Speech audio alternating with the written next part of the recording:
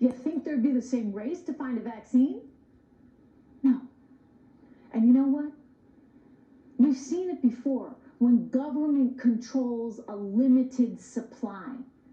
Government gets to decide who gets vaccines and who does not. In some cases, who lives and who does not. Case in point, in 2009, I was pregnant with twins, my twin girls. It was the height of the swine flu crisis. Remember that one?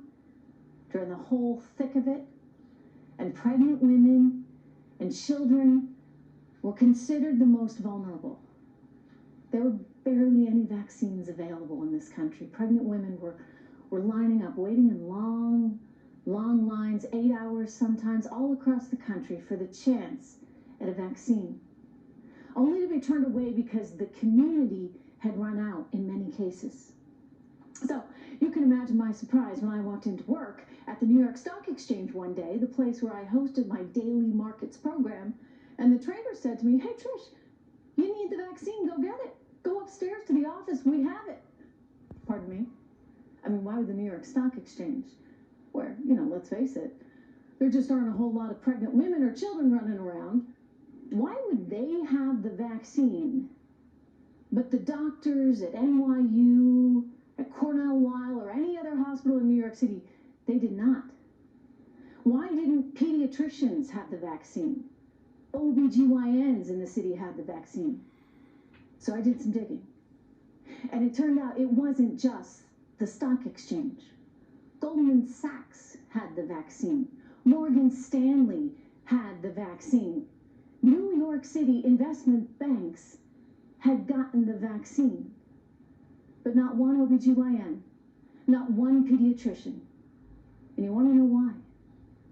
Because Mike Bloomberg's city health department had made a decision. They decided to give the few vaccines they had to the banks and to the stock exchange, not to the hospitals, not to the doctors of the people most at risk. Again, not a lot of pregnant women on the floor of the stock exchange, not a lot of children, and even frankly women at the investment banks.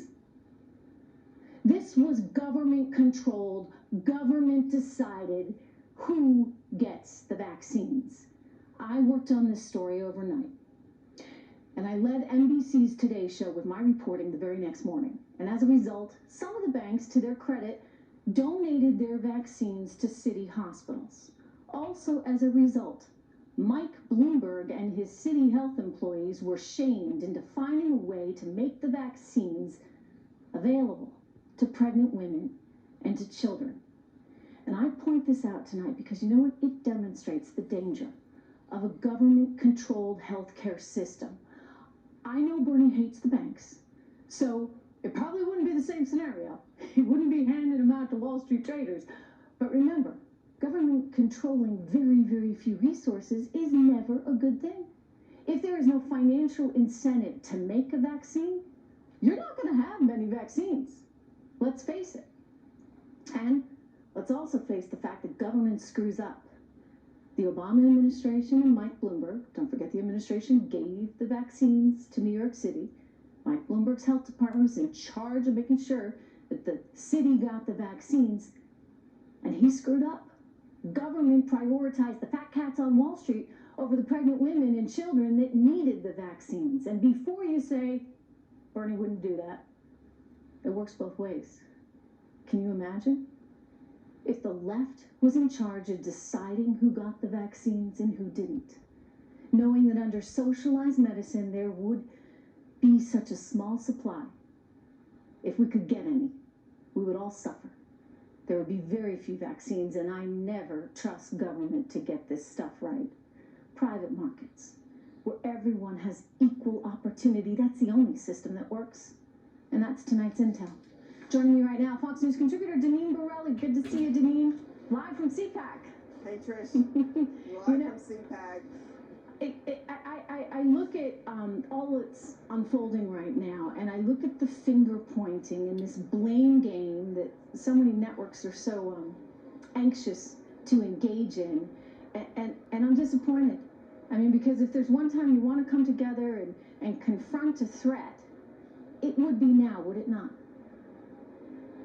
No, you're absolutely right. They're all about continuing to divide our country, Trish. And you laid the story out perfectly, how government was in control at the time during that crisis, and only the elite few were able to get their hands on the vaccine, where the have-nots were not able to. So you laid it out perfectly of what we could expect under a social agenda, what something like Bernie Sanders is pushing as he's running for president. You see, I think that that has an effect on things too. I realize that there are worries about the supply chain. I worry about, economies effectively sort of shutting down because, kids aren't going to school in Japan or in South Korea. The Italian tourism business, which I don't have a lot of sympathy for, and we have a story on that coming up, that's effectively shutting down. A lot of things are going to shut down, Deneen. But you know what? We'll recover from it because eventually they'll open again. Eventually things will be running again. But you put a socialist in there as president of the United States, Deneen, that's not something you recover from.